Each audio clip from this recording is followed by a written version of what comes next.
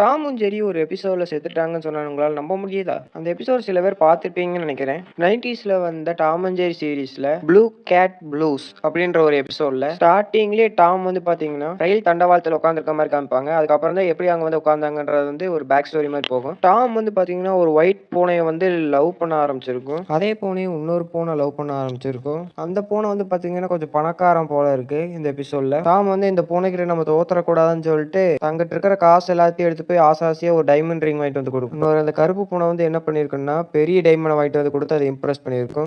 நம்ம டாம் கைவிடாம தன்னோட உறுப்புகள் எல்லாம் அடமானம் வச்சுக்கிட்டு அதுக்கு ஒரு கார் வாங்கிட்டு வந்து கொடுக்கும். ஆனா அந்த கருப்பு பூனை என்ன வேணும்னா அதை விட ஒரு பயங்கரமான நீளமான காரை வாங்கிட்டு வந்து அந்த பூனை பிக்கப் பண்ணிட்டு போயிடும். நம்ம டாம் சோகத்துல நிறைய பாலை குடிச்சிட்டு அந்த டைம் பார்த்து மழை வந்ததுனால வெள்ளம் வந்திருக்கும். அந்த வெள்ளத்துல அடிச்சுட்டு போய் கிட்டத்தட்ட டாம் செத்துருக்கும். ஜெரி தான் வந்து காப்பாத்திருக்கும். அதுக்கப்புறம் தான் டாம் வந்து அந்த தண்டவாளத்து மேல போய் உட்காரும். ஜெரி அதை பார்த்து சோகப்பட்டுட்டு சரி நம்ம ஆளையாச்சும் கரெக்ட் பண்ணலாம்னு சொல்லிட்டு ஜெரி வந்து என்ன ஒன்றும் அதோட ஆளை பார்க்க போகும். பார்த்தா அந்த எலியும் வேற ஒரு எலியும் வந்து பிக்கப் பண்ணிட்டு போயிருக்கும். மன அழுத்தத்துல 2 பேரும் போய் அந்த தண்டவாளத்துல உட்காந்துருப்பாங்க. இந்த எபிசோடு முடியும் போது ஒரு ட்ரெயின் சத்தம் கேட்டிருக்கும். இதை வச்சே தெரிஞ்சுக்கலாம் டாம் அண்ட் ஜெரி அந்த எபிசோட இறந்திருப்பாங்கன்றது. இந்த எபிசோட் நிறைய இடங்கள்ல பேன் செய்யப்பட்டுச்சு. ஆனா இந்தியாவில மட்டும் இந்த எபிசோட் வந்து பேன் பண்ணாம வச்சிருந்தாங்க. இந்த எபிசோட் நீங்க பாத்தீங்கன்னா மறக்காம கமெண்ட்ல எஸ்ன்னு சொல்லிட்டு போயிருங்க. பாய்.